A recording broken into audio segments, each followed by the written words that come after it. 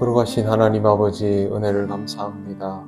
오늘 귀한 주일을 우리에게 주셔서 하나님 안에서 이 하루를 시작하게 하시니 감사합니다. 하나님 아버지 우리의 기도에 응답하여 주시고 주의 뜻을 알게 하옵소서. 예수님 이름으로 기도드립니다. 아멘. 찬송가 288장 하나님께 찬양드립니다. 예수를 나의 구주 삼고 성령과 피로써 거듭나니 이 세상에서 내 영혼이 하늘의 영광 누리도다. 이것이 나의 간증이요 이것이 나의 찬송일세. 나 사는 동안 끊임없이 구주를 찬송하리로다. 온전히 주께 맡긴 내 영 사랑의 음성을 듣는 중에 천사들 왕래하는 것과 하늘의 영광 보리로다. 이것이 나의 간증이요 이것이 나의 찬송일세. 나 사는 동안 끊임없이 구주를 찬송하리로다. 주 안에 기쁨 누림으로 마음의 풍랑이 잔잔하니 세상과 나는 간 곳 없고 구속한 주만 보이도다. 이것이 나의 간증이요 이것이 나의 찬송일세.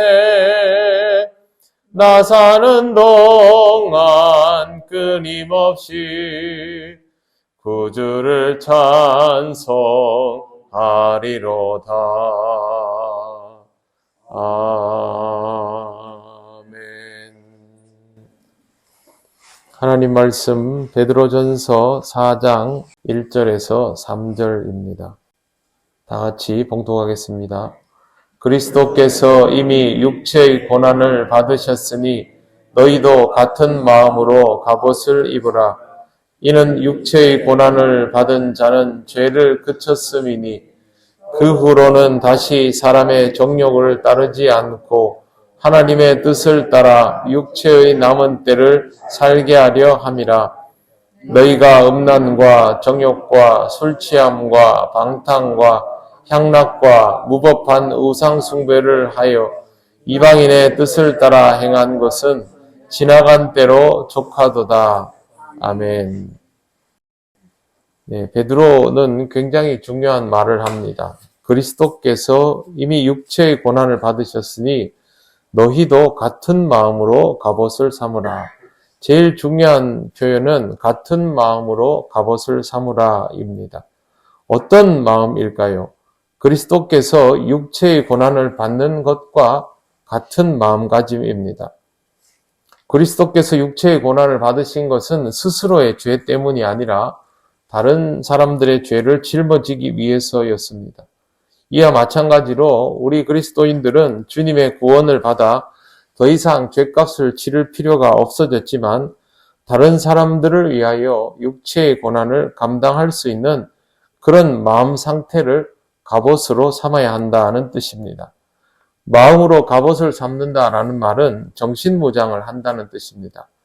신앙생활을 그냥 교회에 왔다 갔다 하고 하는 정도로만 생각을 한다면 이런 정신무장의 필요성을 느끼지 못하지만 하나님이 기뻐하실 일들을 꾸준히 감당하려고 하면 정신무장 없이는 불가능한 것을 알게 됩니다. 이번 베이징 동계올림픽에서 우리나라 쇼트트랙 선수들이 불이익을 굉장히 많이 당했습니다. 말도 안 되는 것으로 실격을 당했습니다. 우리 같으면 4년을 준비해서 그렇게 한 종목에서 실패를 하고 나면 거의 트라우마가 될 법도 한데, 이 어린 선수들의 반응은 오늘은 뭐 어쩔 수 없는 상황이었으니까 푹 자고 내일 더 최선을 다하자 해서 그 다음날 금메달을 따고 은메달을 땄습니다. 어떻게 이제 20대 중반 정도 된 선수들이 이런 마음가짐을 가지고 있을 수 있을까? 자기들이 원하는 목표를 이루기 위해서 부단히 노력했을 뿐만 아니라 정신적으로도 무장이 돼 있다는 것이죠. 그런 변수들까지도 대비하고 있다는 겁니다. 신앙생활도 마찬가지입니다. 하나님의 일을 하고 복음을 전하는 일은 우리가 그냥 교회에 와서 예배드리고 집에 가고 하는 것과는 비교할 수 없을 만큼 어려운 일입니다. 변수가 엄청나게 많지요. 거절당하는 일도 허다합니다. 그러한 것들까지도 감당하며 기어이 그 사람을 위하여 복음을 전해 나가려면 이런 마음으로 갑옷을 입는 일이 필요하다라는 것입니다. 타인을 위한 육체의 고난은 아무나 받을 수 있는 것이 아니라 하나님으로부터 죄 문제를 해결받는 사람만 할 수 있습니다. 베드로는 이것을 이는 육체의 고난을 받은 자는 죄를 그쳤음이니 라고 표현하고 있는 것입니다. 죄의 문제를 해결받는 사람이 다시 죄 짓는 삶으로 돌아가지 않는 비결은 다른 사람들을 위하여 살아가는 것입니다. 그리스도를 닮은 마음은 바로 이러한 것이니 이 마음으로 갑옷을 삼아서 그리스도의 길을 잘 따라가시기를 바랍니다. 2절 보시면 그 후로는 이렇게 시작을 합니다. 그 후로는 다시 사람의 정욕을 따르지 않고 하나님의 뜻을 따라 육체의 남은 때를 살게 하려 함이라. 이 표현은 그리스도처럼 타인을 위하여 육체의 고난을 기꺼이 감당하는 이런 방식의 삶을 살아가게 될 때 어떤 결과가 주어지니까 그것 때문에 이렇게 살아야 한다라고 말하는 겁니다. 다시는 사람의 정욕을 따르지 않고 하나님의 뜻을 따라서 살아갈 수 있으려면 지금은 이렇게 마음의 갑옷을 입어야 한다라는 것입니다. 그리스도를 닮은 삶이 우리에게 해가 될 리는 없습니다. 제일 큰 유익은 되돌아가지 않는다라는 것이죠. 사람의 정욕이라는 것은 우리에게는 본능이라고 여겨지지만 실제로 우리 인생에 항상 문제를 안고 있는 요소입니다. 이 정욕 때문에 사탄의 시험에 휘둘리는 경우가 허다합니다. 그렇기 때문에 이 부분에 대해서 각별히 주의해야 하는 것이죠. 문제는 우리 의지로 이게 해결이 안 됩니다. 그럼에도 불구하고 우리는 괜찮습니다. 그리스도를 따라가다 보면 우리 스스로를 지키려고 우리의 정욕을 억제하는 그런 삶을 살아가려고 몸부림치지 않아도 된다라는 것이죠.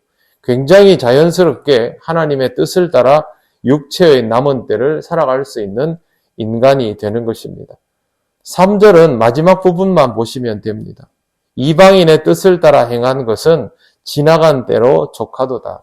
이렇게 살며 더 이상 여기에 연연하지 않아도 된다라는 겁니다. 술과 담배는 참 끊기 어렵습니다. 흡연을 위한 프로그램도 있고 알코올 중독을 방지하기 위한 프로그램도 있지만 실제로 효과가 그렇게 높지 않습니다.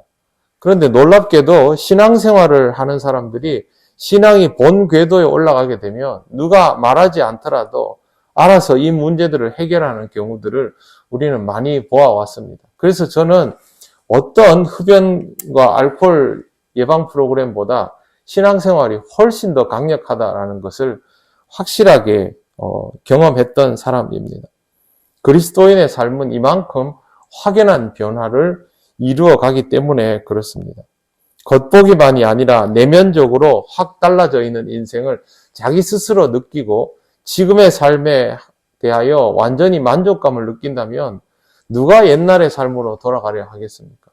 그래서 우리 그리스도인들은 더더욱 온전한 신앙을 가지고 자기 자신을 확인하면서 살아갈 필요가 있습니다. 내가 아직도 예전의 것들에 대한 열망이 남아있다면 그것들이 더 좋다는 것들이 여전히 마음속에 자리 잡아 있다면 그건 아직도 내가 이전의 삶에서부터 온전히 자유하지 못하다라는 것입니다. 서양 사람들도 신앙생활에 몰두하는 사람들은 이 음주 문제를 조절합니다.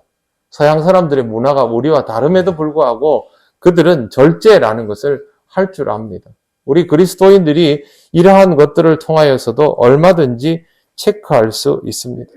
세상의 정욕을 쫓던 이전과는 확연히 구별되는 삶, 무법한 우상 숭배를 하여서 이방인의 뒤를 따르던 그런 삶이 내게서는 사라져버린 그런 인생, 이러한 것들을 지금 누리고 계신다면 이전과는 얼마나 다른지, 얼마나 좋은지를 잘 보시고 앞으로도 꾸준히 주님을 쫓고 마음으로 갑옷을 입는 그런 인생이 되시기를 바랍니다. 기도드리겠습니다. 하나님 감사합니다. 하나님의 은혜로 오늘도 귀한 주일 말씀을 들으며 하루를 시작합니다. 하나님, 우리의 마음이 그리스도를 닮은 마음이 되게 하시고 이 마음으로 갑옷을 입고 살아가는 견고한 인생이 되게 하여 주옵소서. 아직도 우리와 함께 신앙생활을 하면서 온전히 문턱을 넘어서지 못한 심령들이 있다면 성령님 다시 한번 찾아가 주시고 그 심령에 확연한 변화가 있게 하셔서 이전의 삶과 온전히 분리되며 오직 그리스도를 닮는 삶이 되게 하여 주시옵소서. 오늘도 하나님 앞에 기쁘게 예배하며 이 하루를 살아가기 원합니다. 성령님, 우리를 인도하여 주옵소서. 예수님 이름으로 기도드립니다. 아멘. 하늘에 계신 우리 아버지, 아버지의 이름을 거룩하게 하시며 아버지의 나라가 오게 하시며 아버지의 뜻이 하늘에서와 같이 땅에서도 이루어지게 하소서. 오늘 우리에게 일용할 양식을 주시고 우리가 우리에게 잘못한 사람을 용서하여 준 것 같이 우리 죄를 용서하여 주시고 우리를 시험에 빠지지 않게 하시고 악에서 구하소서. 나라와 권능과 영광이 영원히 아버지의 것입니다. 아멘.